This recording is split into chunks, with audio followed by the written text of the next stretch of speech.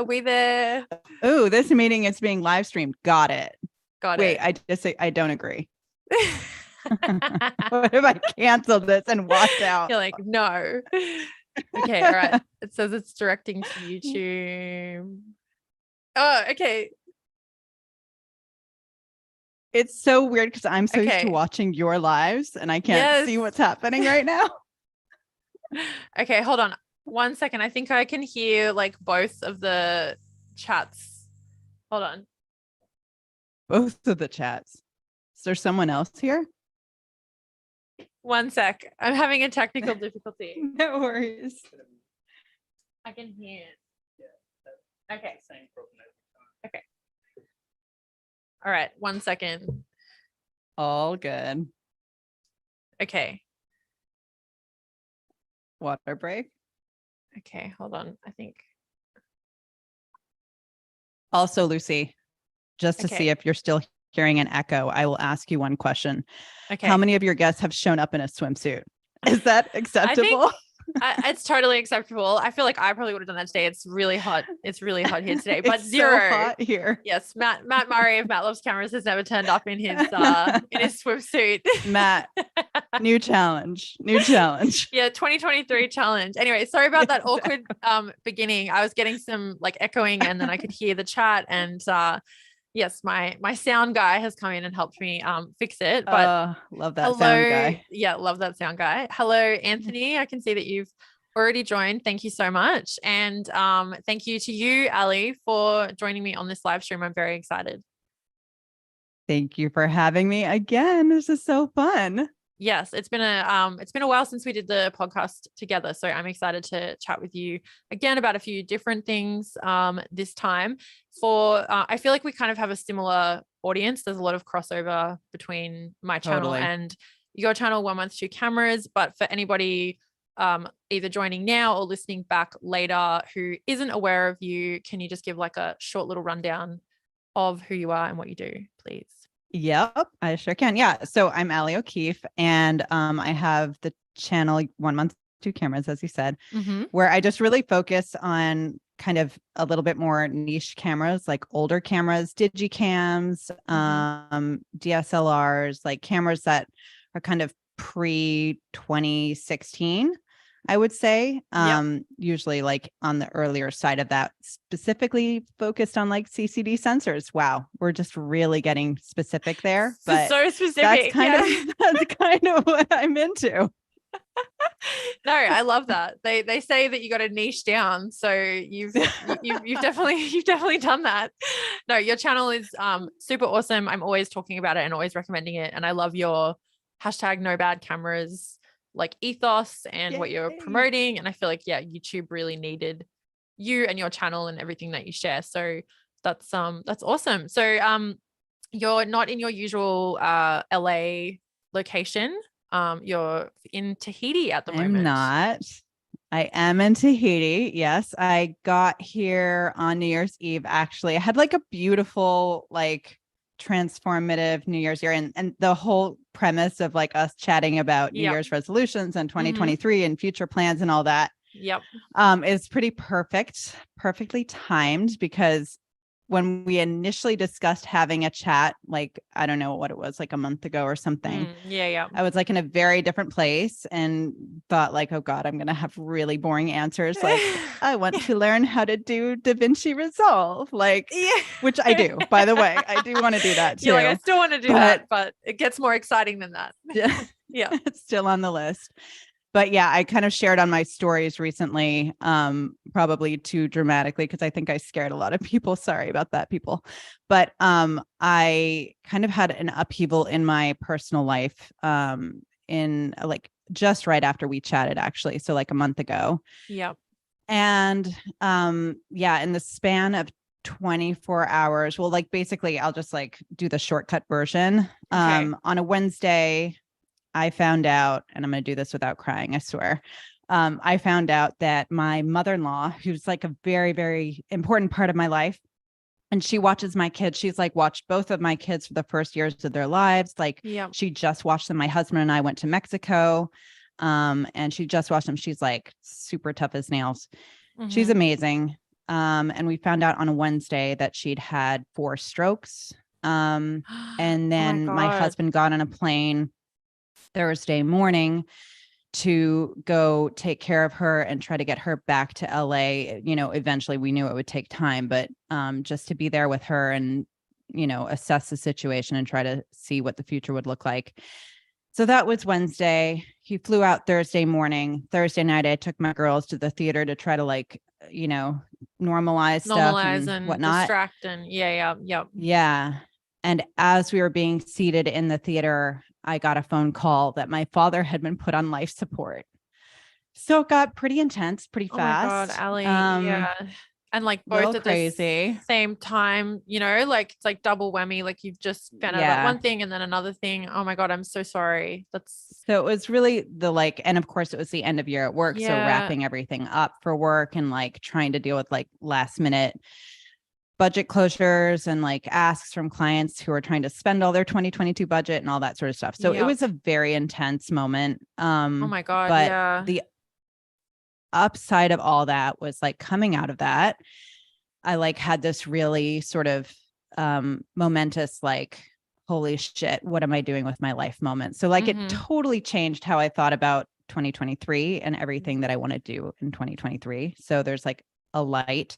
Also, both of them are thankfully really recovering well. My father's off life support. So I'm here because this is where he lives. Yep. And I just came to spend time with him. Kind of a little challenging because I don't speak the greatest French, but like trying to assess all his medical records and really understand, what's going on, what his condition is going to be and, what the future holds. So, yeah. So sorry, started that off on a bit of a heavy note, but that's kind of the update. No, please don't be sorry. Thank you so much for sharing it with everybody. Like that's, it's really hard to, like you said, you're going to try not to cry and all of that. Like, I totally feel that. So I appreciate you sharing it with us. And, it's nice that, there's this community on YouTube where you can kind of, share these things. Yeah. And I feel like and honestly, that was such a huge, I sort of just said on my stories that I was going to be like taking a moment just to kind of like breathe. And I didn't really get specific around what was happening, but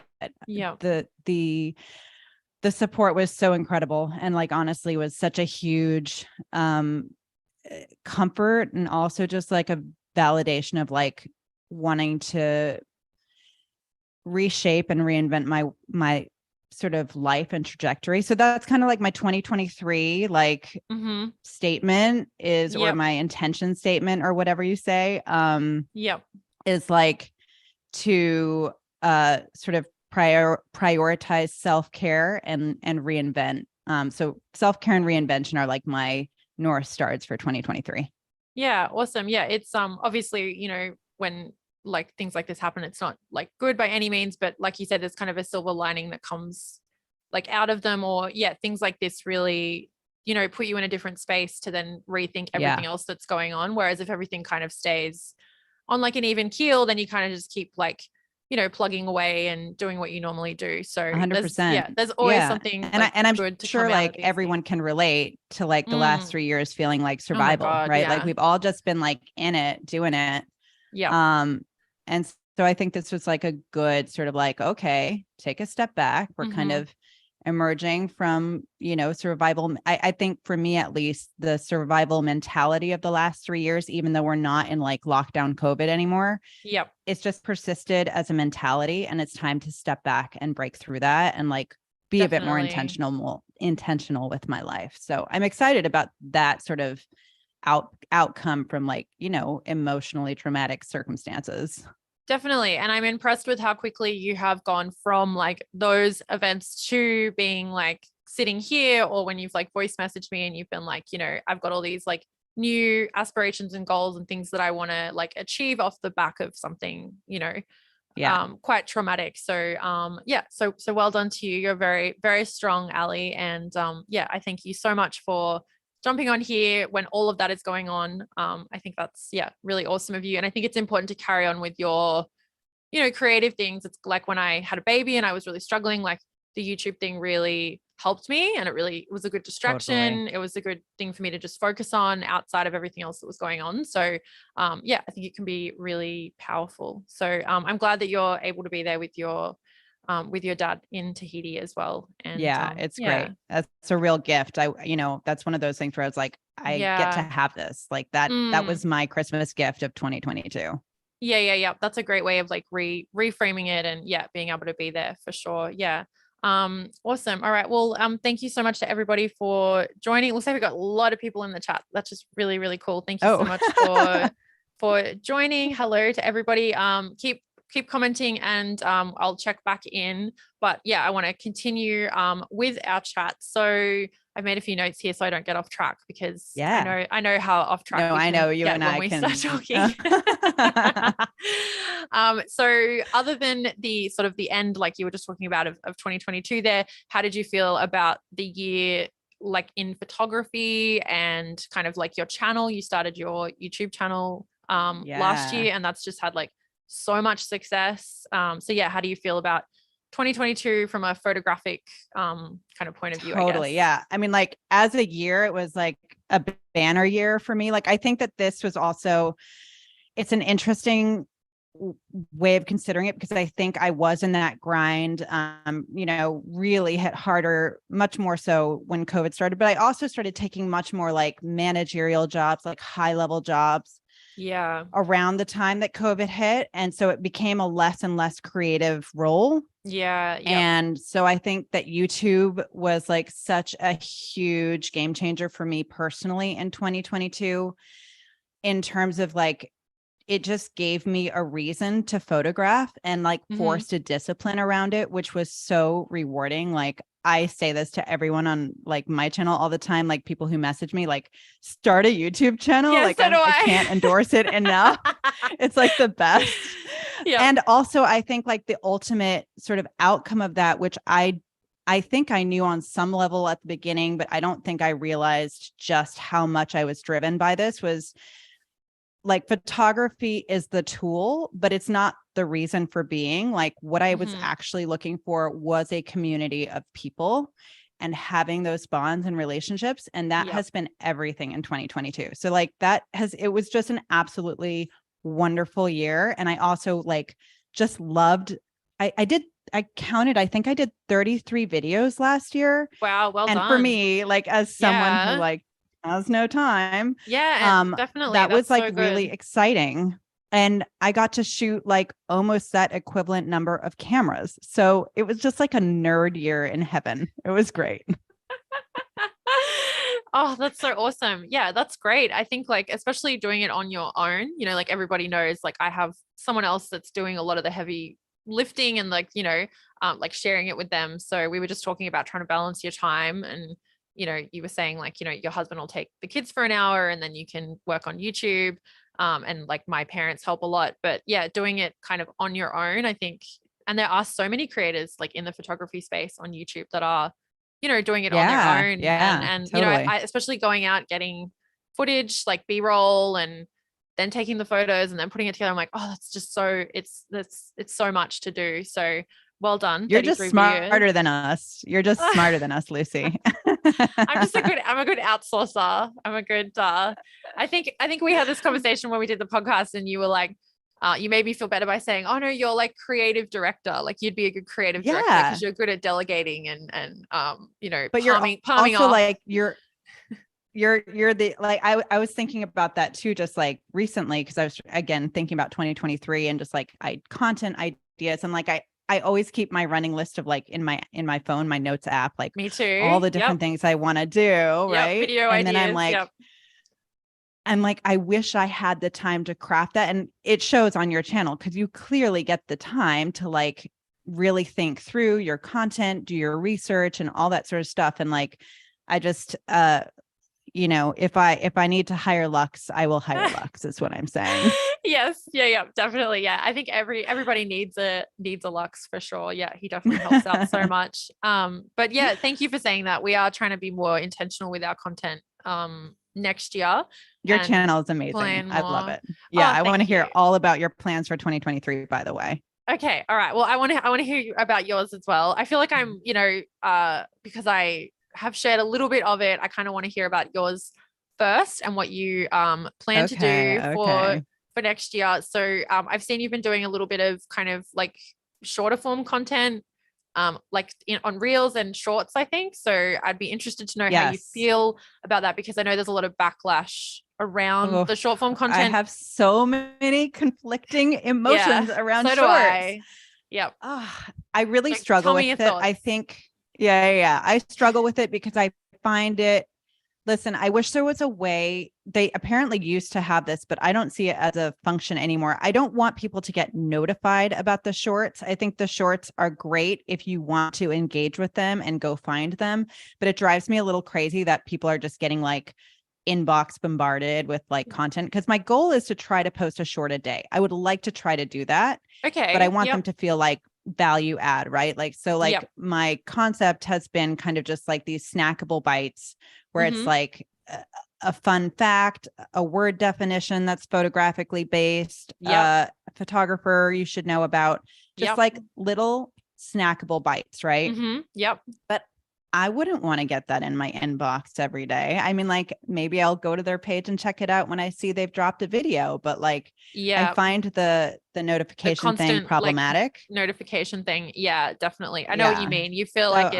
it's just coming at you from, yeah, like everywhere. Yeah, for yeah. sure. I think it's interesting. I'm obviously like experimenting with it as of like yesterday. We'll see how that goes. Yeah, yeah, yeah. But I like it conceptually. I mean, there's like, for example, Johnny Harris. He's not in the photography world. He's a brilliant creator, though, if you don't know I him. don't think I know He him. No, it was doesn't sound he, familiar. he was a creator for Vox for a really long time. He really is Okay. focused on politics, news, and history. Okay. Um, Brilliant. Definitely look him up, but super, super good. And he has figured out, but I guess he's like talking about news and history and politics. So it's like there are really accessible ends for a short Yep. piece of I think content. It's that's like easier headline to, grabbing. yeah, I think that's a lot easier to translate into, Yeah, especially for people like me and you that have like so much to say. I find it right. hard to, I'm Are you like, oh, calling us so verbose? yeah, for us over verbose folks, it's like a bit hard to get everything in like, 30 seconds or a minute or whatever. Like I really struggle with that. Totally. So I've been really like, yeah, really simplifying it, which I feel like you're doing, like when you did like the JPEG one, and it's like, okay, this is just Right, like, right. I'm going to give this definition. And I think people really want that kind of stuff too. And there's a lot of value to be had in those little bits, because like you don't always feel like digesting a 40-minute thing from Totally. someone, or like a really long form Totally. interview or whatever. So and I think that short form content is definitely like the future, if not already, because we've got TikTok, we've got Reels, we've got, Yeah, for other sure. shorts, other things that I'm probably missing out on or I'm out of the loop on. But like, I think that's definitely how we're going to be consuming a lot more content. So as a creator, I think you have to adapt to it a little bit. Or I mean, you don't have to, but I think it's a good idea to do it, because I heard YouTube are changing things like in February with shorts, and it's gonna like look Oh, different and be a bit different. oh, I don't have all the interesting. information on it, but I think they're gonna Do tell. to try. I've got all the inside on. No, I don't. I really don't. Insider Lucy. So yeah, I think it's a good time to. Someone messaged me the other day and they were like, I want to start a YouTube channel, which I'm always like, yes, you should do that. And they said I want to start off with shorts, which normally I'd be like, Interesting. oh, okay, like that's kind of a, yeah, like not normally what you would do. But I think because they are going to be pushing it more next year, and they're changing the way that it's being shown, and they're changing like the payment for it and stuff. So I think it's a good time to do it. And the fact that you can share it over like other platforms as well. So it's like Right. you create it once and Yeah. then you can just distribute it. I think also makes for more efficiency, because that's definitely a barrier for a lot of people, like, trying to It's edit such an these long interesting thing because videos. like my day job is like in advertising, right? So like Mm-hmm. that's what I've built my career on. And my biggest pet peeve in advertising is when we film like a commercial campaign Mm-hmm. and then they're like, take bits out and do it onto, and they just repurpose one asset across all the platforms. It actually drives me Oh, crazy. And really? I think the Okay. most effective strategy is to actually be platform specific. But that takes so much work. So like, Yeah. that's where I am also on the fence. Like, how effective is that in the long term? I don't know. I find that I kind of switch off when I see it on multiple platforms. But again, Yep, I that's think true. the goal should be like, yes, okay, post it on stories, reels, but don't get notified about it on YouTube. And then it can just be a growth vehicle for people who don't know you and expose you to like a new audience. But Definitely. I think YouTube needs to get on that. Yeah. I think they need to kind of I think there's a lot of updates coming from like the few things that I've read that they're going to change up like this year. So that's good, because there are a few things that they could make a lot better, I think, like definitely. But interesting. So other than short form content and like trying that out, is there anything else that you are wanting to kind of go into on the channel in 2023, or any other like changes to your job life or anything like that that's going on? I mean, like I said, like this sort of this kind of, I don't know what to call it, event in my life has really caused me to completely reconsider how I'm spending my time. And so like what I've come to realize is, you know, I think it's really interesting. Again, I don't want to go to a heavy place on this, but just in short, what I've realized is like, I don't want to find myself in 30, 40, 50 years on my deathbed, just having done the grind and made some money. Like, I'm not interested in that. Yep. So it sort of like focuses me on my North Star of like, what I really want to do is just be a contributor. Like, I want to leave the world with having given more than I've taken. And so like, it's sort of calibrating how I look at stuff. So I definitely think one of the things that I am going to be doing is a bit of a career change, not a career change, I would say. I am going to actually, I don't know if I should be sharing this on a live. I am going to quit my job. You're going to quit your job? I'm going to quit my job. And I'm going to kind of open up the aperture. Sorry to use like that's photography pun. I'm sure everyone's open up the aperture. The aperture of what I do for work. Like, I think that there are some more creative, more inspiring ways for me to approach work. Definitely. I will be moving into more of a freelance capacity and a consultant capacity. That's really exciting. And I am very excited about it. It's like when I finally sort of made this decision very recently, and I talked to my husband about it, obviously. And it's a big change because like I am kind of the primary, you know, earner in the family. And I really need to make sure that I'm taking care of my family.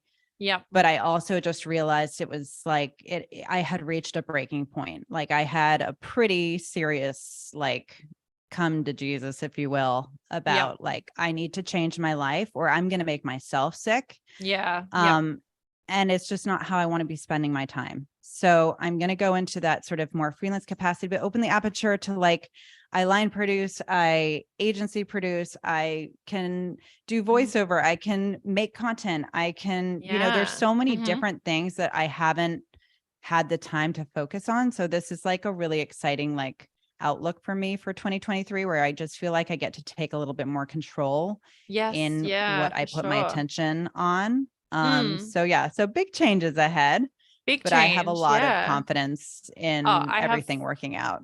I have so much confidence in you. I think there's like so many avenues you could go down there and get really like super creative. That's really, really exciting. I'm super excited to see what you do. Do you think that YouTube kind of like was like a bit of a catalyst like for that? Like, did it really show you, oh wow, I either like have this skill set or I've grown a skill set doing this? Like, do you think it's helped? Yeah, definitely. I mean, YouTube was a huge catalyst, I think, in me getting back in touch with what makes me happy. And the things that like inspire me and excite me. It also just like put me in touch with how much I love photography. Like, I have done this kind of in a closet for years and years and years. Like, my husband reminded me the other day, he's like, remember when you showed me that like vlog you used to do on YouTube in 2008? And I was like, oh my God, I was reviewing cameras back in 2008. So Yeah. I have loved this for so long, and it's just given me sort of the like re-energizing sort of quality that I needed to kind of be like, okay, I can do things that like excite me and get me going every morning and make me want to make more content. Or, it's not even like my stuff. Like I love producing work for other people. Like I Mm, love, again, at the bottom of this is all that idea of community, of working with a group of people who are super talented, mm-hmm. creative, interesting. Like I like reinventing the wheel a little bit every day. So Mm. that's been a huge part of YouTube. Kind of, I would say, I would say the day I started this channel was probably the day when I started changing how I think about my career. Definitely. Yeah, yeah, yeah. I can resonate with that but it wasn't from the beginning, but like 6 months kind of in, I was like, oh, this is like gaining traction and it seems like really real. And I really enjoy it. And like Lux and I have both learnt so much doing it. Like I'm amazed at Yeah, how much we've learned and how much more there is to learn. And totally. yeah, I'm just like we went out filming yesterday and like he's got this like very elaborate setup now for filming. But when we got home and looked at the footage, I was like, oh my God, I understand why you wanted all of those bits and pieces now because I can see how good it looks because You're I'm not like, very good with that. But yeah, it just like I'm just amazed with yeah, what we've learned. And I think it's such a good thing, even in that, even if you're not going to make it like your job, I think it's a great way to like upskill whilst being creative. And it's like fulfilling, totally. kind of like when And it hits all of the things, right? Like mm, you're like, you get to be creative, you get to be very like tactical, you get mm-hmm, to think about, like what's the need you're trying to satisfy. Like it's a very rewarding role. I think it's like yes, truly definitely. like the most satisfying thing I've ever done. Oh my God, I feel the same. And I feel silly, like not silly saying that, but like, and it's very hard to find people who like fully understand it, I guess, because you don't know unless you've done it or like, you've done similar things before, or maybe if you're a person that's on YouTube a lot, like consuming a lot of it, like I do feel a Right. bit like detached from other people who don't like know anything about like when I talk to my mom or whatever, she doesn't fully understand like the whole thing. She's super supportive. So it's really nice to Right. get to connect with people like you, or like I'll often talk to like Caleb, or people like that, Yeah, yeah, like yeah. other creators. So that's really cool. And what you're saying as well about feeling unfulfilled in work and then starting YouTube and that being really creative reminds me of when I interviewed Jason from Grainy Days, and he said like that's why he started YouTube as well, because he was working Ah, okay. on movies and he was like the button pusher. He was just being told what to Right. Yeah, do yeah, yeah. to create like an outcome for somebody else. So he thought, oh, I'll do YouTube and I can put out what I want to. And then like now look at him, like Why is he so bad at it he's though? Like living. why is he so bad? It's like my favorite channel along with everyone else. Yes, definitely. It does make me laugh how kind of on YouTube he is in his like, how like if you watch any videos on how to start a YouTube channel or anything like that, it's like they tell you you've got to be like, very energetic, or like, you've really got to like turn it on for the camera or be, somebody that people want to watch and stuff like that, and he is just like high, like he's so like kind of Oh, that's why, low I mean, that's why it's energy, engaging. but that's why it's I funny think that's, because it's different. Like, yeah. yeah, I know. And we like sort of, we haven't really like talked about it here, but we've talked about it earlier. It's like trends for 2023. Like, I think we're going to see a lot more of that. Like, I think Mm. I will speak for myself.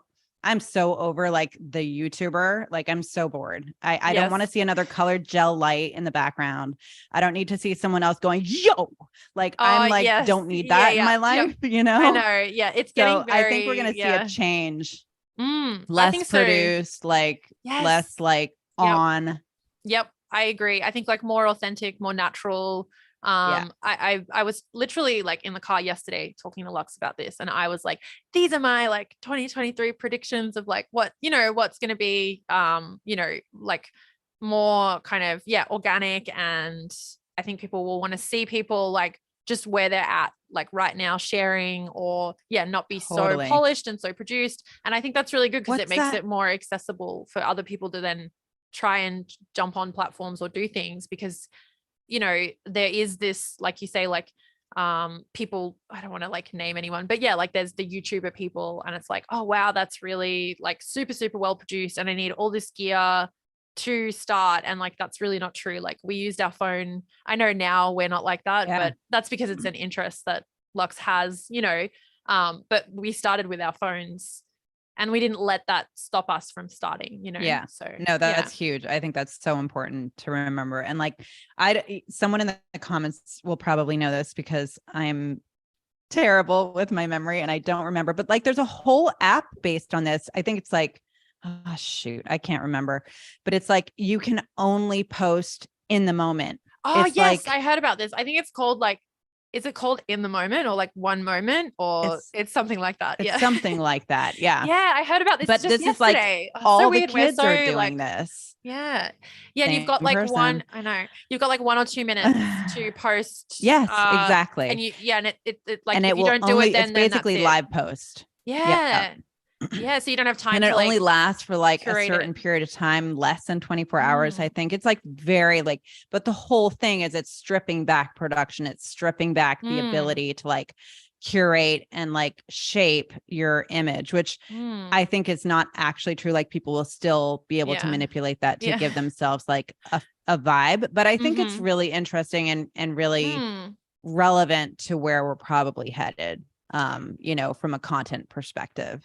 Definitely. Yeah. Yeah. I think so for sure. Do you have any other predictions for like 2023 in content or in photography or anything like that? Trends that you see? I do. You do. Let us know. Because then you I can always be have like thoughts, Lucy. Yeah, then you can say them now, and then like if they do happen, you can be like, keep me oh, honest. I called that, you know, I said that. Well, I do think that sort of like that less produced, and that's not to say like I love high production, you know, so like I know you just spoke with GX Ace, like I followed his channel for ages. I love his output. He's like amazing. Yeah. It's incredible, so well crafted. Yeah. I mean, and that's a difference. It's like there's differences between, I think, highly produced content that actually has value again. Definitely. And the value doesn't have to be like a review of gear. It's like Jason's, you know, Godfather length 2.5 hour road trip is still, it's entertainment value mixed with gear and what have you. But there's value there. But I think that a general sort of more informal, more natural approach, more raw, is definitely going to sort of start becoming more prevalent. I also think they're like photographically, I don't know if you're familiar with Sina Nasseri is his name, I think. He goes by like Strange Victory on Instagram. He's shooting a lot for the Times right now. Okay. Look him up. He's all right. really great. And you will see, I think, in his style, kind of what I predict being like the look of 2023, even just pushed farther. Okay. But it's like he does a lot of hard flash. He does a lot of Dutch angles and like very unexpected moments and composition. And I would even go as far as to say he's got a Digicam vibe. Oh, I know. I think you'll see it. I think you'll see it. I was getting that when you were explaining it. I was like, oh yeah. Okay. I'll have to look him up. It has like a little bit of a modern take on a retro flavor from like the indie sleaze period. Okay. Yeah. So I think we're going to start to see a lot more of that. Definitely. And I am also really enjoying a lot of the more experimental work that I'm seeing, like even from people like Julia Coddington, who is more of a documentary photographer, but like she's using like, again, older point and shoot cameras to get like underwater shots or like really like interesting, unusual perspectives on things that you may not. So there's like a little bit more of a point and shoot aesthetic, I think, going on. Yep. I also think we're all like fatigued from like the last few years. So I think more fun photography is going to come really into play, like huge, more party shit. Yep. I agree. I totally agree. I know I'm ready for it. I'm ready for the party shit. Yeah, no, I agree with you. I think, again, we were literally, I feel like you're in my head. This is what happened when I interviewed Caleb too. I was like, oh my God, we're like the same person. And yeah, we were talking about it in the car yesterday because Lux has literally just had like our T4 with him every time we go out. He just always has it. And he's just shot like so many rolls through it. And he's always, and I'm like, you love that camera. And he's not a point and shoot guy. I have this giant cinema rig guy, you know, and he was like, I just love it. It's so easy. It's like, I'm a parent now. So like we're with Luca, like there's, flash, he's moving around. It's so much easier. It's like pocketable and it still looks, looks really good. Obviously that's not a cheap camera, but I was just interested. And he said, oh, I think, it's way more like, casual. Like it just feels casual to use a point and shoot. He's got glasses now. So he's like, I'm finding I'm not focusing as well. And I was like, that's really funny. That's something Matt Murray, said as well. Like he that's what got him to loving point and shoots as well. Like one of the things, because he started, so he was like, oh, this is just so much easier and it fits in with my life. And yeah, I definitely think people want that ease and convenience and, because things have been so like, I think people don't want to think anymore. Like we just want to have fun, like I don't want to be like sitting too much with myself. I mean, it's so funny. Since I started this channel, before this channel shot everything on manual all the time. Since starting this channel, I have embraced program mode, which I thought was like a dirty word for so long. Yeah. And I am loving it. And it's like, obviously if I'm going for a specific effect, I'll be really intentional about my settings. But for the most part, like that casual fly on the wall kind of seat of your pants photography is what I'm really enjoying right now. And I think there is a zeitgeist around this. Like, we don't want to think anymore. I was actually speaking to someone in the movie industry recently, who is at a studio, and they were like, we can't find any comedies. We want comedy. Like he is just like searching for comedies because he's like, that's all that people want right now. Yeah. Like we can't find enough to satisfy the appetite of the audience. Like people want to laugh. Yeah. People want to come back into living their lives in like a fun and playful way. And we don't want to think. So point and shoot, I think, is where it's at for 2023. Totally. Oh, I love like the way you've just like given us this, like, reasoning, sorry, excuse me. The cons of going live. Like this little thing surrounding, like this is sort of similar to when we did the podcast together and we talked about Digicams, but then there's this whole other part of the Digicam thing that's like links in with the indie sleeves thing and like the psychology around it and, the culture and all of that, which I find really, really interesting. And I think you've just done that again with the, with this style of shooting, people having fun, people responding to like what's going on in society right now. It reminds me of, there's a video, I can't remember her channel. Her channel is massive. She's got like long hair. She might be like Greek, maybe. I'll send it to you afterwards, but she did a video on indie sleeves, like coming back. She's kind of one of those like trend, like a trend report kind of lifestyle channel where they're commenting on different trends. And she was explaining kind of like the, like political state and like, everything that's going on in the world. And then how that's kind of led to people being really nostalgic for indie sleeves because it was, this really fun, like we don't care, like we're just going to like go for it and like have fun kind of vibe. And that's why everyone's really resonating with that time and that style and the cameras and, and I was like, oh, that's so interesting. Like there's definitely a psychology behind basically any trend really, like when you go into it. But yeah, I think that's 100%. Yeah. And I do think like I woke up the morning of January 1st this year, like feeling it. Like it's all going to be up from here. Like, I feel like we're going to go into a really prosperous, exciting, like I am a child of the 90s. Like the 90s were fire. Like it was amazing. Like, and I think we're going back there now. Oh, well, finally.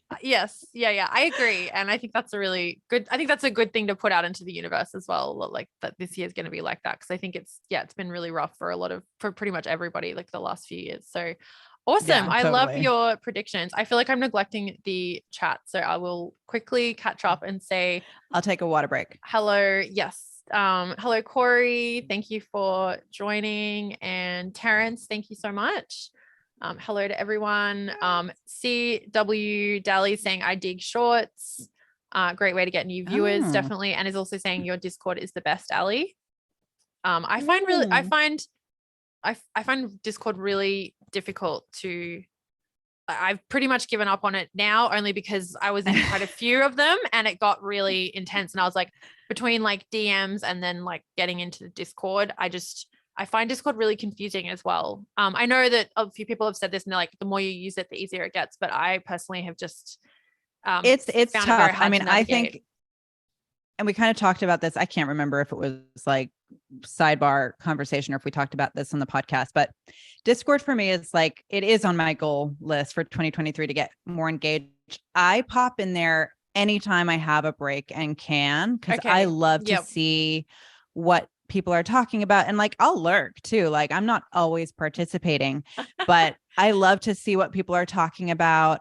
And for me, the Discord, and I just put it in today's video that I dropped, just like reminding people to go in there, because it's not about the channel. It's not about me. It's about that community being able to like interact with each other. So like, it's super cool to me that there are so many of us all over the world who have this like really specific interest, and the fact that like you can just feel connected to others who, to your point, like you talk to your mom about YouTube and it's like, okay, it kind of like falls a bit flat because it's like, I don't really know what to say. Yeah. And you need to have people to talk to your passions about, So like for me, that's kind of it. I love to be in there when I can, and I try to go in as much as possible. And I do want to get more in there in the new year.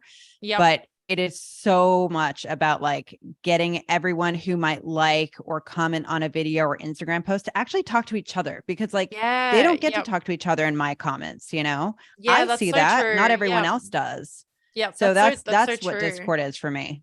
Yeah. Awesome. All right. Well, maybe I'll have to restructure it. I think I get very like all or nothing. Like, I have to be in there all the time and doing it all. And I put all this pressure on myself, and then it becomes this huge thing that I then like can't do. Do you know what I mean? Whereas I should just like, jump in for the community. Jump in when you can, for sure. Yeah. And Matt is in the chat as well. Matt loves cameras. Hello. Thank you. Matt, are you ready to put a swimsuit on? Get your swimsuit ready for the next analog hour. Awesome. So I think, plans, I think I want to share a couple of my things that I want to do in 2023. So I want to do some more like storytelling, kind of narrative, like with my videos, for sure. I have talked about this a little bit. But I also want to start doing photography kind of like as a job in the more traditional sense. I did speak to you briefly. I love kind that. Of yes. Sidebar about I'm a it. Big fan of that. Yeah. And you were really great. I went to you and Matt because I was like, I want to get some advice from people on it, because I've never done photography as a job, like specifically. And I've always thought of my photography as kind of like, it's not like I'm going to be shooting a wedding anytime soon or anything like that, not that I want to do that, but I've had a few people kind of, hit me up. So there's a little boutique shop that I'm going to shoot, which will be kind of challenging because it's inside and like lower kind of light. And then my friend's restaurant, which that'll be good because it's a friend. So, I feel comfortable. And I want to do it all on film, because I feel like I see a lot of people on Instagram, like, lately that are like, shooting on film, whether it's family stuff or product stuff or fashion shoots, and it's on film. And some of them will say in their bio, like, film only, or like film and digital. And I'm like, that's really cool seeing it in a professional sense like that. Totally. That everybody's not. By the way, digital. Sina Nasiri, who is that Strange Victory handle on YouTube, on Instagram that I mentioned to you, you got to look him up. So he shoots all film for his personal work, and he does shoot digital for like his, assignments, because he has a 24-hour turnaround usually for news. But I think you'll really vibe with his stuff. I'm excited. Yeah. Awesome. I love a new and also to go and look up. Can I put something on your list for 2023 related to that? Of course. Yeah, go for it. Off camera strobe. Start working with it. Okay. All right. Oh, okay. All right.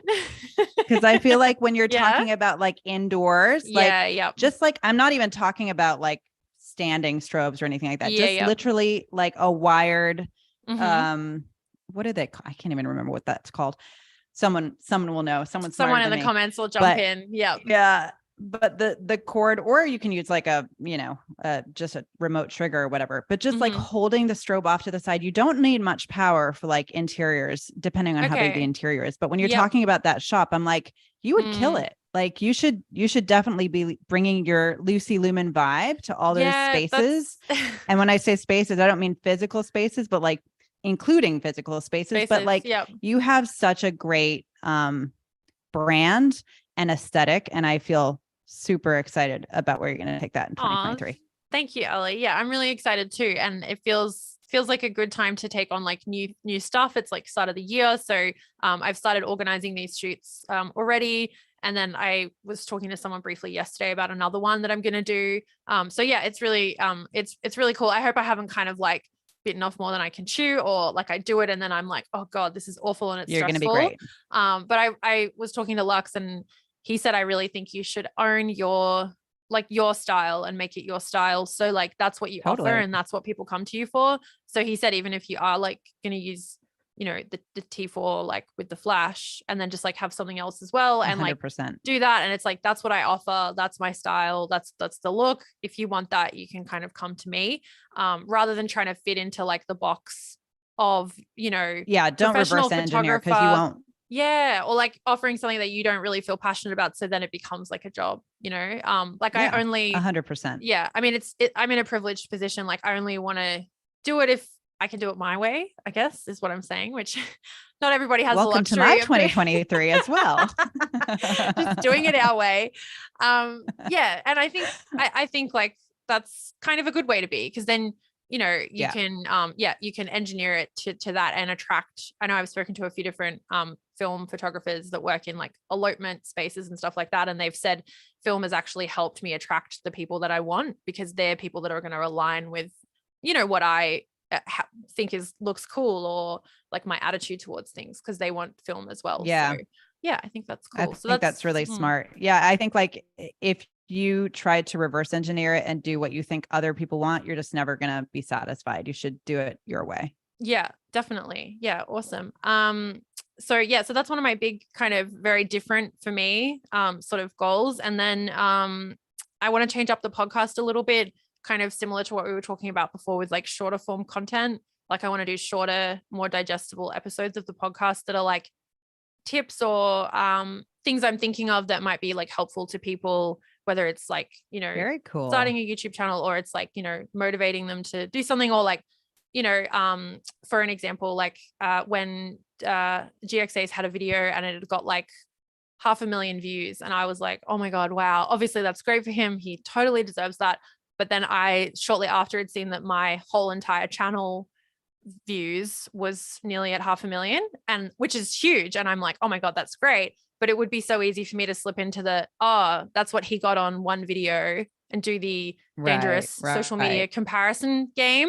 So I thought that like sharing something like that, and how I kind of like really check myself if you have those thoughts, or because it's so easy to, you know, if you're having a bad day, or if things are hard and you want to quit and you're like, oh, what's the point, especially with something like YouTube. So I want to share more stuff like that. It's like, that's such a dangerous slippery slope. I avoid looking at anything like that. Yes. I really do. I just can't. My mental capacity is not strong enough to like manage through that. I'm just like not also interested. Again, doing it for myself, doing it for your own purposes. Yeah. And like really reconnecting with that, like why you're doing it, and knowing that, and then continuing on that path rather than the other, like, kind of destructive one. So yeah, just stuff like that kind of, you know, would help people. That would be awesome. They can walk away with some value.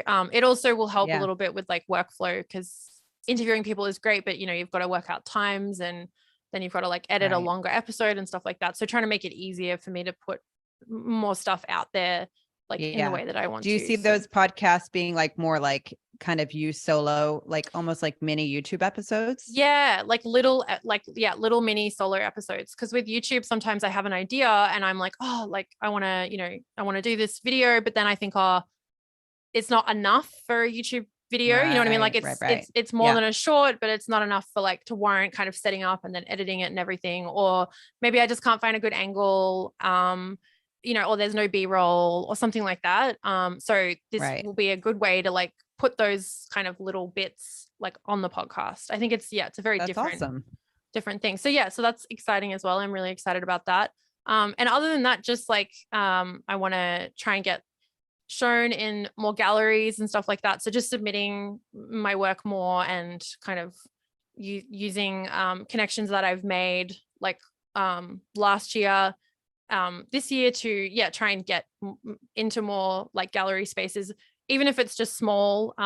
Like I submitted to Broad magazine. They had like an open call, and one of my photos got into their print issue, which will be out in spring. So that's amazing. Really, really, thank you. It's really exciting. And I was telling my mom, and I was saying, like, I have been following them on Instagram for years, like so long. And I was always like, oh, like they're so cool. Like, when you really put something on a pedestal and, like all the photography looks really cool. So to now be in it, I'm like, that's awesome. I love when things come full circle like that. And all that changed was like me submitting. Do you know what I mean? Like I could have done that like a while ago and maybe it would have happened. Do you know what I mean? So like, it's something though, like, yeah, it's down to you, but there is something cosmically in the air. I feel like when you get on a roll, it's like, yes, I am not like a touchy-feely person, but like I do like think there's like some I'm not woo-woo. Thank you, but that's the term I was looking for. I'm not a woo-woo person, but like I do think there is something energetically about like putting that intentionality forward and just like I'm doing this. And I think that's why New Year's resolutions exist, right? Like there's something recognized in like intentionally going forward into the future. So I feel like it's not an accident that your work is getting picked up. Oh, thank you, Ali. Thank you so much. Yeah, I'm excited for that to come out. I wanted to talk a little bit about like film photography as well. And if you have any kind of intentions with that more now that you're feeling more creative. Are you gonna, I know that we've talked about it before with like the whole film versus digital thing, the film look, all these things that kind of I love my film. You would probably be excited by this actually, because I have some film with me here in Tahiti. Okay. Oh, so nice. I picked up, I'm very excited about this. This is Electra. Yes. This is the aero photography stock. I think only Brooklyn Film Camera is selling this. And Ben did a video, I think it was on In an Instant, or it's on the Brooklyn Film Channel, where he shot the TWA hotel. Yeah. Yes. Yeah. That's it. Oh my God. That was amazing. I'm pretty psyched about this. I know it looks so good. I was like, oh my God. I immediately ordered some because I knew I was going to have to, that I would be coming here. So I was like, I want to see what it does with greens, because there's so much red in that hotel. Yeah. I was kind of curious to see what that would be with like a very tropical environment. Yeah, for sure. That's interesting. Yeah, that's awesome. I'm super excited to see that. I'm very excited about that. And then I have, of course, the beautiful Cinestill 800T, but I am shooting this rated at 400 in like this tropical environment again, to sort of like give some different vibes. So yeah, I'm really excited about film. I feel like there's a lot of really positive news around film right now. Like, obviously Pentax coming out with the announcement that they're starting to develop, hopefully successfully, like a whole lineup. They weren't even like, we're going to develop a camera. They're like, we want to do a point and shoot all the way up to an SLR eventually, hopefully. And I really am excited to hear that. Like, I also keep hearing, there's like a new i60 from Kodak, which is just like a really cheap, like fixed shutter speed, disposable, reloadable camera. But it's still new, So it's like, I think there's so much positive stuff around film. So I'm really excited about what 2023 holds. I also do know there will be price hikes again, like Kodak announced the 17% I've been hike seeing in March. A lot of memes, and I've seen a couple of thumbnails for videos pop up about that. And and I want to correct myself. Kodak did not say that. It was actually a film journalist who came out with that. So it's not been like verified. So I don't want to jump to conclusions there, but I'm sure it will happen. But like, I actually was speaking to someone who works at Kodak just like a few weeks ago. And I mean, my dream is to like do a tour of that company, like in Rochester. That would be like, honest to God, cool. Heaven. It'd be amazing. I've watched all the videos about it. People have done that. But like all that equipment needs to be refurbished. Like there's so many of these technicians need to be trained. Like people need to be able to like sustain themselves to do this job. So like, I feel like I know it sucks, but like we can't stop supporting film just because there's a price hike. It does mean moderating probably, right? Like, so diversifying what we shoot, which is again, Totally. where like I'm obviously all in on digicams and Oh old yeah, DSLRs because there's you still are something unique about it. totally. Yeah, you're But giving people like the savings they need. Well, sort of. If they go down the Digicam like road and then they're just spending all the money they would on film on those. But that's the I feel like problem.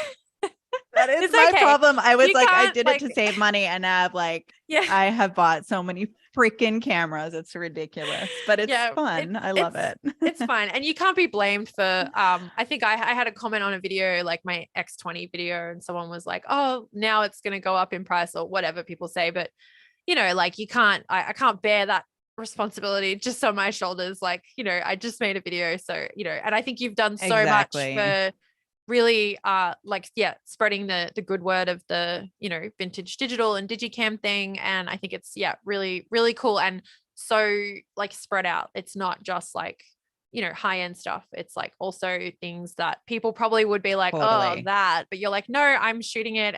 And I'm going I to tell think you that's the the pros and most cons. important thing is like, I feel like, again, if all you have is like, I mean, and this is not a small thing to have, but like if you have an iPhone, use your iPhone, like just shoot. I think that's like the most important thing with whatever you have. But almost certainly your mom has an old camera that you could use. And I think that's kind of where film started, right? Like I was Yeah. started by Yep. shooting my cameras that my parents had.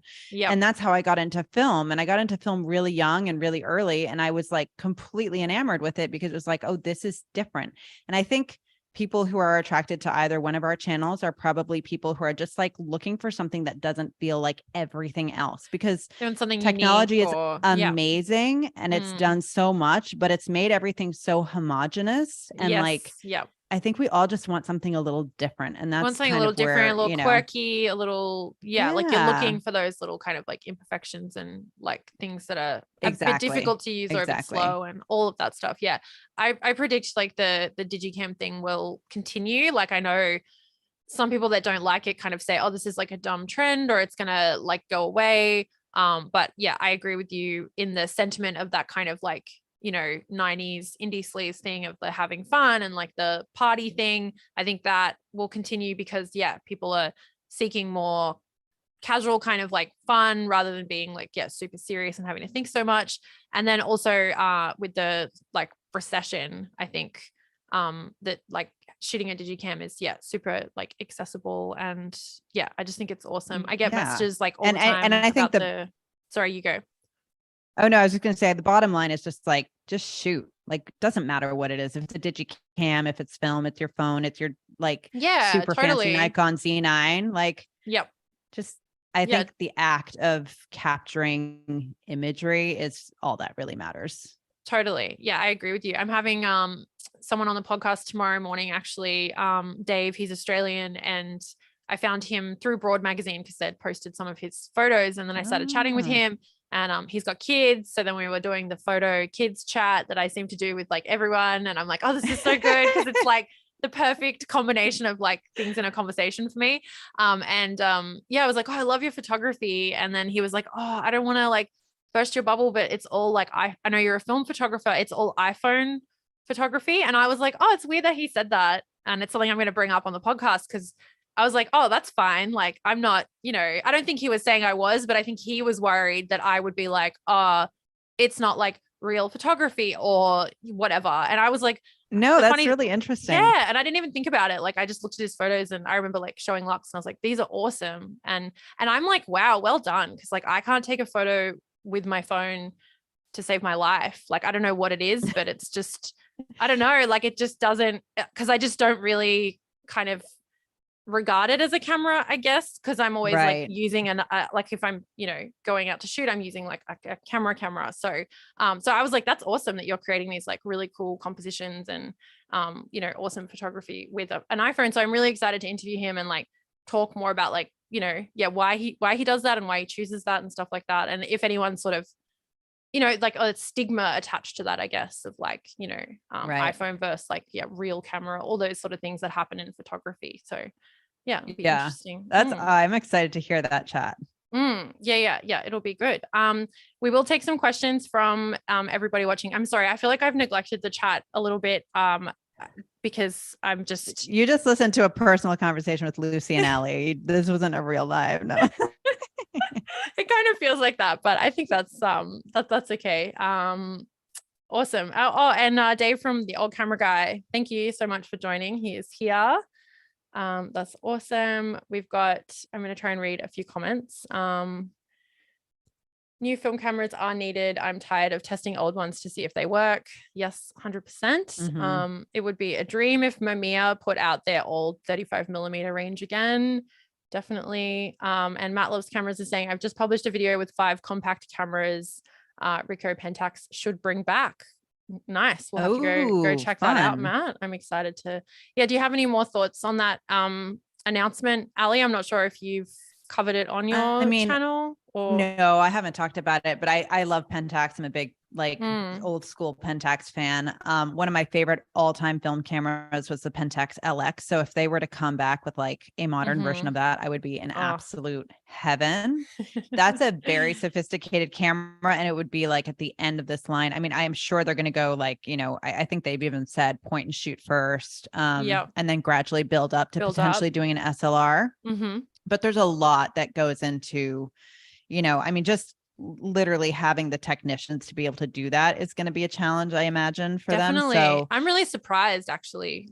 I thought it was like fake news, like but then I'm like, oh no, it's real, and like it's really exciting. But I feel like I haven't even like not to be dramatic, but I haven't sort of like even processed it, because I'm like, I don't want to like jinx it. Do you know what I mean? Like everyone's like reacting to it. I'm like, oh, what if it doesn't happen? Or I know that's totally. And I mean, they had a very sort of like, they were very upfront about like, we don't know how far this will go. Yeah. And it's Ricoh Pentax. Like, I think what's really interesting is, I mean, they don't really, they're the last in the DSLR game, right? Like no one else is making DSLRs anymore.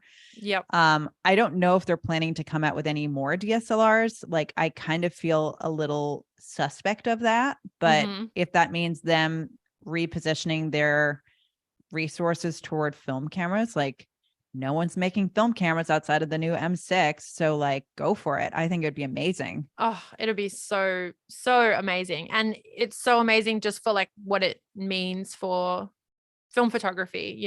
Like I see somebody's commented up here saying that they keep thinking film is going to go the way of vinyl, where it's like a trend and it's going to go away, but we haven't seen that go away with vinyl. And I don't think we'll see it go away with film, especially as we move more and more, like you say, into this homogenous kind of like everything looks really good and you can do so much, but like everybody is just so like just wanting something tangible that they can, like touch and interact with. I don't think it's going anywhere. I mean, people were telling me that because I was really film obsessed in like the late 2000s and like early, when have I not been? Like basically forever. But I've always been film obsessed. And I remember at a time, like probably not that long ago, like 8 years ago, people were like, it's totally a fad. It's like going to go away. And then like all editorial started becoming film. And still right now, like all these photographers that I hire are shooting film. Oh, really? Okay. So yeah, it's a huge, like in fashion and in advertising. I don't really know. Still very much at play. Yeah. Okay. Cause, Lux was saying that to me the other day, actually, because I probably like, I just sort of assumed that everyone was using digital. And then when I see someone shooting film professionally, I'm like, oh, that's a novelty, or that's really cool. But he was saying like a lot of people probably still in fashion and stuff would be using that because like, especially like, or things like medium format because of like the quality and that. So I was like, oh, okay. So yeah, it's interesting to hear that you're saying that a lot of people that you work with are using film. Shout out to Ken Ryugo because he gave me this role, but he's a Kodak rep. This is Kodak, nice. Color Plus 200. Color Plus, which is like in high demand and short supply. High demand, hard to get. Yeah, you guys. They're reshipping it again now. Okay, because everyone in America is like, oh my God, Color Plus, like can't get it anywhere. And we actually had it in Kmart, which is like Walmart, I guess, for you guys. And Matt Loves Cameras. He got I think like 10 rolls or something like that from I Kmart. saw that. Yeah, He gave yeah. one to you for like Christmas or something. Yeah, I think so. Yeah. He gave me that, and he gave me a really nice journal as well. And I didn't get him anything for Christmas. I've got him a roll of Santa color. So I felt really bad. I was like, oh, I'm a really bad film friend. But no, I've got him a roll of Santa color. And I did order like a zine a while ago for both of us. So I'm calling that Christmas present. Nice. But yeah, awesome. Well, my what I was going to say about that is he had pointed out, shoot, what were we talking about? This is like a long way for a drink of water. Okay. We were talking about Color Plus, and then before that talking about like professionals shooting on film. Oh yes, professionals. So he confirmed for me what I had read and what I had theorized, which was like professionals are what's supporting Kodak right now. Like that's what's funding all of the film production. Like it's not average day-to-day shooters like you and I. It's actually the professionals, because it is being used like at a professional level by a lot of photographers, particularly right now. There's been a major resurgence. Like I shot a huge campaign and the photographer insisted on using film. And of course, being the producer, I was like, cool. I'll love greenlight that. You're like, but you came it's to the true. right person. I see that across the board. It's also on motion. I'm seeing a lot of directors using film again. So am I. I keep up with that more than like the professional thing. Cause I guess, I don't know, I'm not a professional photographer and I don't work in that space, but I always check the Kodak website, the shot on film section. And it lists all the movies, like kind of Netflix style. It lists them like out, and then it always links to articles that you can read with the DP, and then they talk about what film stock they used and like why. And I'm like, oh, I love this so much. I always love that way more than I do photography for some reason. Like I love reading that, but if a photographer talks too much about how they created just like one shot, I'm kind of a little bit like, oh, not as interested as I am with like movies. I don't know why I've just always been like that. It just seems more in depth. Like there's more going on. And, but yeah, I love checking that. And I've noticed a lot of like bigger films that I'm like, oh, wow, that was, like that was shot on film. That's really cool. So whenever I watch something now, I'm always like, oh, I'll just check, because it looks a little bit filmy, and sometimes it is, sometimes it isn't. So yeah. That's really cool. And I also saw that it's the professionals that are keeping it funded in a William Sheepskin. I don't know if you watch his channel. Oh yeah. I don't think he's put anything out for a while, but maybe he's been quiet lately, I've noticed. Yeah, but his photography is amazing, like so good. And he made, when Kodak first announced the price hikes, he did a video and he explained how it's the professionals that are keeping it that way, or that was what he understood, like that was his opinion. And I remember thinking, oh, that's really kind of interesting. So now we have some proof. We have some official confirmation. Yes. Yeah. Awesome. All right, I'm trying to catch up with the chat here. I've seen amazing photos taken with phones. Probably can't print them in great size, but that doesn't really matter. That's true. Yeah. Yep. Phones are great as long as they have 50 MP. Yeah, Color Plus is in stock on Amazon right now. 3 rolls for $40. Kevin Rodriguez is saying. So I'm assuming everyone will rush over to Amazon. But it is so crazy because like we were buying bricks of Color Plus, 3 years ago for like far less. It's just so crazy. Here in the States, it's like $17 for Color Plus, which is insane. That is insane. Yeah, insane. But it's a supply and demand thing. I think that will change. I mean, I don't know how. I think the prices of film will not decrease overall, but I do think there will be stratification across like the consumer to professional levels, because like $17 is like, that's Portra, like why are you going to shoot Color Plus instead of Portra? Exactly. Yeah, it makes it kind of like there's no gap, then not much of a gap between the two, for sure. Definitely. Yeah, I bought a couple of bricks of Color Plus like before the prices went up, so I'm fairly stocked up on it at the moment, which is good. But it's always like, oh, it's starting to dwindle, and then you've got to but yeah, I totally agree with you that we should definitely still be supporting it for sure. What else have we got here? I feel like I'm in Discord right now where I'm too far gone and I can't like process. I also don't have my glasses on, which was a definite mistake of mine. So I'm like squinting a lot, but if anybody has any questions, pop them in and then we will answer them soon. Is there anything else on the cards for 2023, Ali, for you, like for your channel or in the like freelancing space or anything like that you want to share? I mean, I do have a couple of other little things that I am planning to do. I am actually really interested in the sort of, I don't know what it will look like or what it will be, but I think again, like with community being the core of like what I'm interested in this space, like I do like the idea of a podcast, but probably like on YouTube or something like that, like not to get too channel diversified because I can't manage it all. I know it's just, it can get really hard. Yeah. Yep.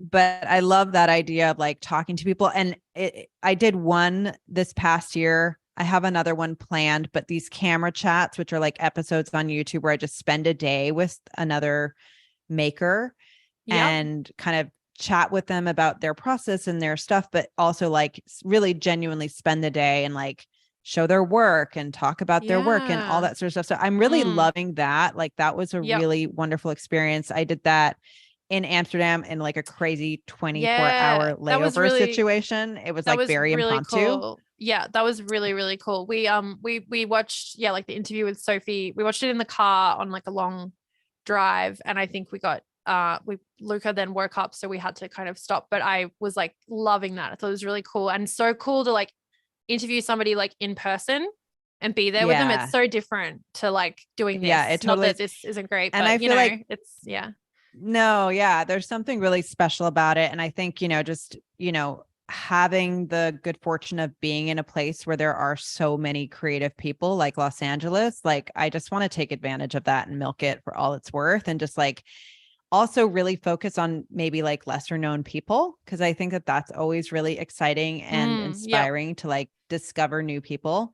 So, so I'm kind of looking forward to doing more of that kind of content in the new year. So sort of, just expand a little bit beyond the gear stuff into like more creator space too. Yeah, definitely. That sounds really good. I think you got to do what like fulfills you as well. Like not just be talking about cameras. Like it's nice to step away from that and talk about other things. Totally. Yeah. That being said, I love the cameras. You do love cameras, but you do it in a completely kind of different way. Like it feels very, very, very different. So I think you should definitely keep doing that. With the podcast thing too, there is an update. I feel like I don't work for YouTube or anything, but I just like to know what they're going to be doing to make it easier for like us. They're going to be introducing like a podcast like tab, like, so it'll be like, videos, lives, shorts, and then podcasts. So it's actually already, there's already like a website for it and everything. So it's definitely happening. And they've come out and said it. I don't know when it's going to happen, but so it'll be, I think what they're trying to do is be the monopoly on everything, like short form content, long form content, live streaming, and then podcasting. But I mean, I'm happy for them to do that because then it puts everything that I do in one place, which is really great. And at the moment it's a little bit hard with like, I think it's unless you have like premium, you can't like listen to like when people do video podcasts, your phone, like you have to have it open on the YouTube screen to listen to it. Do you know what I mean? Like sometimes I'm doing hanging out, washing and doing other things. And if you click off of it, then you can't like hear it. So it's kind of annoying. I totally do use it like a streaming platform because I mean, not a streaming platform, but like a podcast platform because 90% of the time, I'm doing something else and just like listening, even like, I mean, not that I'm proud of it, but like some videos around photography, like I don't even have, the time to like really sit and watch the video, but I want to hear what they have to say. So, yeah, we definitely do that as well. And when you've got kids, it's like you're trying to fit it in. You're like, oh, I really want to see that new video by so-and-so. And you're trying to fit it into 100%. Like all the other things. And there's like the wiggles on in the background and you're on your phone, like trying to hear what, so it's not optimal, but you got to do what you got to do. I think, so that's really exciting. If you do like a podcast, that could be an option. We've got Christopher, thank you for joining. He said B&H is selling Color Plus for $14 at this time, and I'm pretty sure he's in New York. Ooh, so that's interesting. Fantastic. Yeah, that's great news. That's interesting. And Made You Click said, Kodak will ramp up their production and prices will normalize. Prices are up because they are hiring new people and rebuilding machinery, pretty much like exactly. What you said, Ali, which is yeah, like it takes time to train You people need to for those support that. things. And if we don't do that, then like those people won't be here and we'll have no one to train people. You know what I mean? So yeah, we just need to grin and bear it at the moment.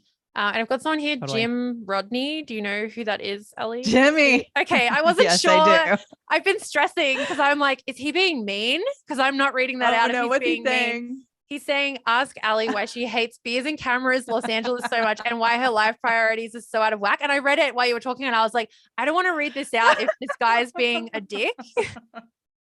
But so I thought I'd ask you if you know who he is. Thank you for your Jim, it's contribution as well. fantastic. Hello, Jim. Thank you. Yes, I'm sorry, Jim. I am going to reprioritize. Beers and cameras will be where I'm at before my kids and before my husband. I promise you, moving forward in 2023. Oh dear. Oh, I'm glad. I thought he was like trolling you, and I was like, got really like, like, okay, that's good. That's He's in the family. Okay, that's nice. Yeah. I'm so jealous of all the like beers and cameras hangouts and everything when you guys all get together. Lucy. Yeah, I really there's like a big trip coming up. You're gonna be. I wish you were here. We're gonna have to figure out a way to get you to LA. I know Caleb keeps messaging me like, or not keeps, but he messages me often and he's like, why don't you just come to LA? Like, I think we're planning. So he's harassing you? I'll talk to him about that. Oh yeah. Yep. We're planning a trip in 2024. Yep. 2024. Yeah. Like next year. But it'll be UK and Europe because we have family friends in the UK. So okay. We're going to go over with my mom. Yay. Yeah, I know. Sorry. I was like, oh, because I was planning on America, but this has come up. And I said to my mom, this would be great because then we can leave Luca with my mom and go to Europe for a little bit, which would be really that's cool. great. I'm excited for you. I was like, I mean, it's so funny to think of Australia as being close because it never is. It's close to nothing. I know. Except maybe New Zealand, but not even. But I was like, I'm in Tahiti. I'm so close. And then I'm like, oh, wait, it's actually, what was it? 21 hours? I think so. Oh, geez. But I was we like, got that so wrong. I live here. I should know that. I was like, yeah, cool. Same time zone. No, but that's, we made it work. Okay. All right. Well, thank you for that little laugh there, Jim. And thank you for your contribution as well. That's really nice. I don't see, this is ARK photography. I don't see the price decreasing. It's like if people continue to purchase it at that price, they'll continue to sell it at that price. And if we don't support the product, then it's gone. Definitely agree. It's gone if we don't support it. But, I don't know. Like, yeah, I like I said, I don't think the price overall will decrease, but I do think we'll start to see some more like affordable options so that it's not all super expensive. That price. Yeah, for sure. Yeah, I agree with that. Yep.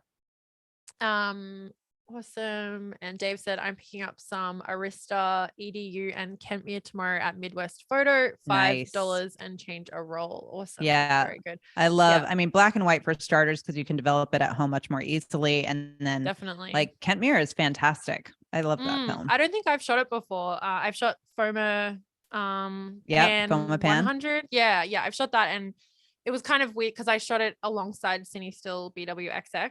So I feel like that was kind of unfair. Like I shot both the rolls and then I just really liked the Cine Still, like, because it was really rich and the really expensive one. Yeah, I was like, oh, this is kind of unfair, like, to pour like Foma Pan, but it still looked, it did look, it looked really good. So yeah, that's a good option. And old camera guy, like Dave, you're always posting on YouTube with the deals. Like you're a good person to follow for, like if he sees anything around in shops or online, he always posts on YouTube and like lets like the community know. That's where Discord comes in, because people post in the Discord like, oh, this camera is for sale for this price. Like it's great for that. Yeah, I'll have to keep Lux out of there because he doesn't need another channel to receive updates on things, Awesome. Okay. I'm trying to see if there's any questions here. I think everyone's just chatting, which is really nice. I'm still getting used to doing live streams. I do them with Matt, obviously on the Analog Hour. But we were talking before about how you watch those people like gamers or whoever, like people who just like live stream all the time and then they're like just all over it and they've got all these screens. And yeah, I'm not very good at that. I'm not very good in like a big social group either. Like to put it in real life terms, like I'm very one-on-one, and I like to really give the person like my attention. So it feels split, I can but relate to that. yeah, but it's nice to have everybody here. And yeah, it's awesome that they joined. Let's see. No, I don't think there's any questions, but do you actually, I've been getting a lot of questions in my DMs a lot lately, Ali, about like how to get your photos from like the G2 like onto your computer. Like a lot of people have been messaging me, like a lot of like, I think like younger people that have like jumped on the Digicam sort of trend, and then they're like trying to figure out, because it's like technology that they, you know, wouldn't have really used maybe.